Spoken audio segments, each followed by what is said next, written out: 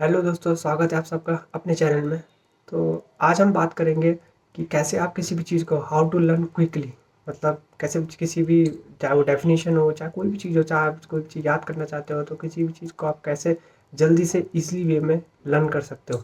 तो आज हम बात करेंगे उसी टॉपिक के ऊपर। हम पूरा ओवरऑल डिस्कशन करेंगे, चाहे बेसिक से लेकर टेक्निकल थिंग्स के ऊपर, या क्या वो रीज़न है कि किस वजह से आप जैसे एग्ज़ाम पेपर में जाते हैं, आप जो चीज़ याद करके जाते हो उससे पहले आप बिल्कुल अच्छे तरीके से रिवीजन भी करते हो, अच्छे तरीके से प्रॉपर्ली तैयारी करते हो, लेकिन पेपर में जाके आप कैसे भूल जाते हो उन चीज़ों को, आप लिख नहीं पाते हो। मे बी हो सकता है वो कोई एग्ज़ाम पेपर में कोई आपका प्रेशर हो, एग्ज़ाम का प्रेशर होता है और बहुत सी चीज़ें होती है और टेक्निकल थिंग भी होती है। तो आज हम उन सब चीज़ों के बारे में बात करेंगे, चाहे ओवरऑल पूरा प्रोसीजर के बाद बात करेंगे, या टेक्निकल थिंग्स के उनके पीछे क्या रीज़न होता है और क्या वो तरीका है जिस वजह से आप इजीली किसी भी चीज़ को परफेक्टली याद कर सकते हैं और लंबे समय तक अपने दिमाग में उन चीज़ों को रख सकते हैं, जिस वजह से आपको बहुत फ़ायदा होगा, चाहे वो एग्ज़ाम्स में हो, चाहे किसी भी चीज़ में हो। लाइफ में आपकी मेमोरी बूस्ट होगी, आपको कोई भी चीज़ लंबे समय तक याद रहेगी। तो चलिए बात करते हैं उन सब चीज़ों के बारे में। तो शुरू करते हैं।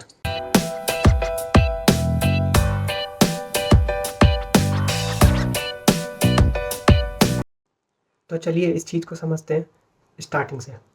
तो सबसे पहले आपको ये क्लियर कर दूँ कि ऐसा नहीं है कि ये जो टॉपर्स होते हैं उनका दिमाग ज़्यादा तेज़ होता है, या जो आप पढ़ते हैं उनका आपका दिमाग थोड़ा वीक होता है, ऐसा कुछ नहीं है। हाँ, हो सकता है कि जो उनकी कैच करने की जो पावर है मेमोरी की, वो उनकी ज़्यादा अच्छी होती है आपके कंपैरिज़न में, क्योंकि उन्होंने ज़्यादा हार्ड वर्क किया होता है, या ज़्यादा कह सकते हैं कि उन्होंने ज़्यादा पढ़ाई की होती है। तो उनका दिमाग इस तरीके से ट्रेन हो चुका है कि वो प्रॉपर्ली किसी भी चीज़ को ईज़िली कैच कर लेते हैं और समझ सकते हैं।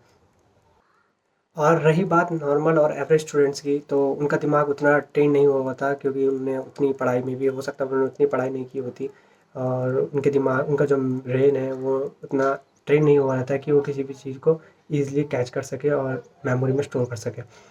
तो चलिए अब इसको टेक्निकल फॉर्म में समझते हैं। सबसे पहले आप इसको एक एग्जांपल के फॉर्म से समझते हैं।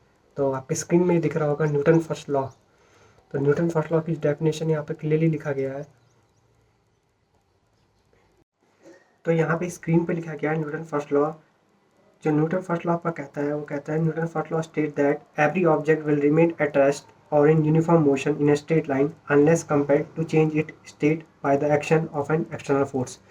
तो ये जो एग्जांपल दिखाया है मैंने आपको न्यूटन फर्स्ट लॉ का, इसके हिसाब से हम समझते हैं कि कैसे आप किसी चीज़ को ईजिली लर्न कर सकते हैं और क्या वो तरीका है जिससे आप कोई भी डेफिनेशन या कोई भी चीज़ हो वो आप इजीली नहीं भूलेंगे।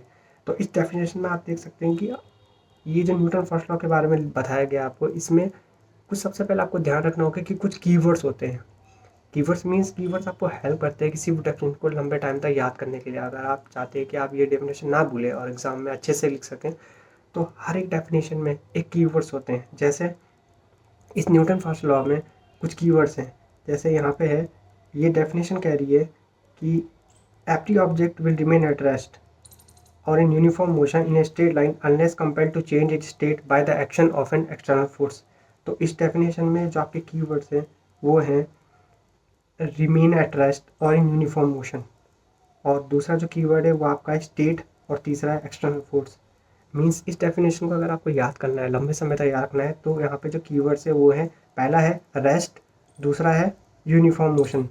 मीन्स आप इनको कंबाइन कर सकते हैं, रेस्ट और यूनिफॉर्म मोशन। तो पहला कीवर्ड है रेस्ट और इन यूनिफॉर्म मोशन, दूसरा है स्टेट, और तीसरा है एक्सटर्नल फोर्स। तो अगर आपको ये तीन कीवर्ड्स याद है इस डेफिनेशन में, अगर आपको ये तीन कीवर्ड्स याद है, तो आप इस डेफिनेशन को आसानी से याद कर सकते हैं लंबे समय तक, और पेपर में आप इसको लिख के आ सकते हैं। आप बोलेंगे नहीं आप एग्जाम में। क्यों?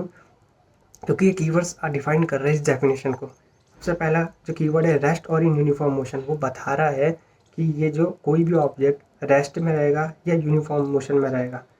दूसरा जो कीवर्ड है वो बता रहा है स्टेट, वह इसी ऑब्जेक्ट की स्टेट को डिफाइन कर रहा है। दूसरा कीवर्ड बोल रहा है कि स्टेट के बारे में, और तीसरा बोल रहा है एक्सटर्नल फोर्स के बारे में। तो ये तीनों जो कीवर्ड्स है वो डेफिनेशन को प्रॉपर्ली क्लियरली डिफाइन कर रही है। तो यही वो तरीका है कि कैसे आप किसी डेफिनेशन को लंबे समय तक याद करें कीवर्ड्स के फॉर्म में।